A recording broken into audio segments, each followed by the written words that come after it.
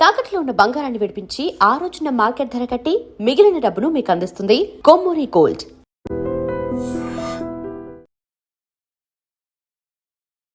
పచ్చని కోనసీమ మంటల్లో చిక్కుకుంది. రాజోలు నియోజకవర్గం మలికిపురం మండలం ఇరుసుమండ గ్రామ సమీపంలోని ఓఎన్జీసీ డ్రిల్ సైట్ ఇప్పుడు ఒక అగ్నిగుండంలా మారింది.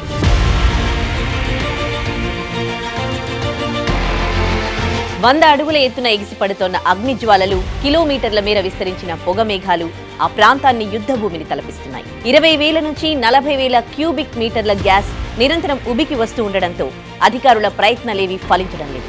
గ్రామాలన్నీ చీకట్లో మగ్గుతున్నాయి. జనం బిక్కుబిక్కుమంటూ ప్రాణాలు అరచేతిలో పెట్టుకుని కాలం గడుపుతూ ఉన్నారు. ఈ బ్లోఅవుట్ అదుపులోకి వచ్చేదెప్పుడు? ప్రభుత్వం తీసుకుంటున్న చర్యలేంటి? గ్రౌండ్ రిపోర్ట్ ఇప్పుడు చూద్దాం.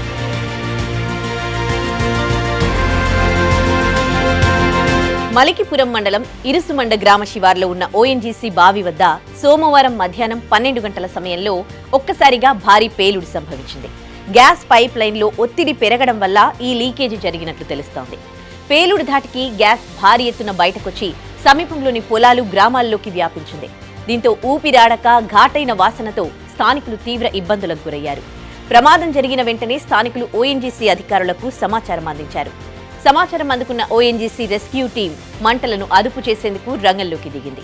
అయితే గ్యాస్ లీకేజీని అరికట్టే ప్రయత్నం చేస్తూ ఉండగా ఒక్కసారిగా నిప్పురవ్వలు తగిలి భారీగా మంటలెగిసిపడ్డాయి.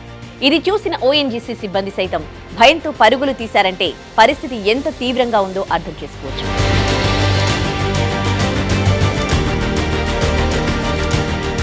మంటల అదుపులోకి రాకపోగా గ్యాస్ లీకేజీ ధాటికి శబ్దం కిలోమీటర్ల మేర వినిపిస్తోంది.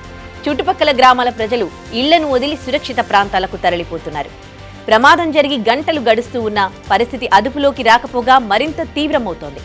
బావి నుంచి సెకనుకు దాదాపు 40,000 క్యూబిక్ మీటర్ల గ్యాస్ లీక్ అవుతూ ఉండడంతో మంటలు 20 మీటర్ల ఎత్తులో నిరంతరాయంగా ఎగిసిపడుతున్నాయి.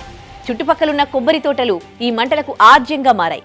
ముందస్తు జాగ్రత్తగా విద్యుత్ సరఫరా నిలిపివేయడంతో పరిసర గ్రామాలు పూర్తిగా చీకట్లో మునిగిపోయాయి. ఏ ఇంట్లోనూ పొయ్యి వెలగలేదు. భయాందోళనల మధ్య జనం రాత్రంతా జాగారం చేశారు. పరిస్థితి విషమించడంతో అధికారులు స్థానికులను ఇప్పటికే సురక్షిత ప్రాంతాలకు తరలించారు. కోనసీమలో జరుగుతోన్న ఈ పేను ప్రమాదంపై ముఖ్యమంత్రి చంద్రబాబు నాయుడు ఎప్పటికప్పుడు సమీక్షిస్తున్నారు.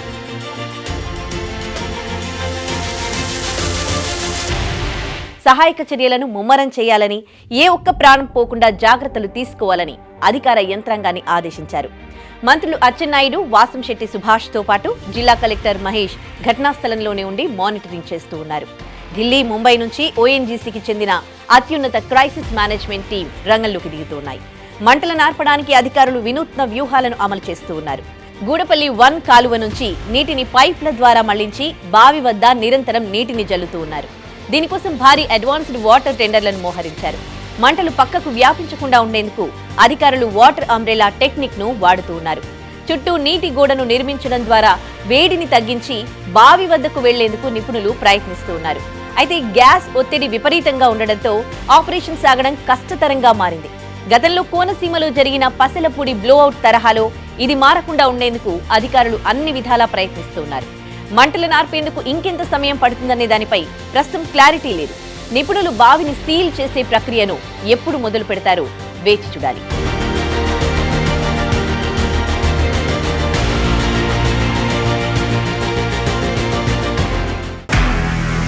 నిజంగా ప్రస్తుతం ఉన్నటువంటి సమాజం దేనికి ప్రయారిటీ ఇస్తుంది?